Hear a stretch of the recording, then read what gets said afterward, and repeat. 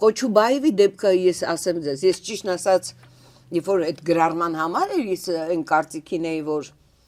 այնտեղ մի բառ էր գրել, գուցե դա այդ հավաքախոսության դատապարտել եք, բայց նշել եք, որ սա որևէ մեկի դեմ ուղղված չէր։ Հա, ուղղված չէր որևէ մեկի դեմ, հետո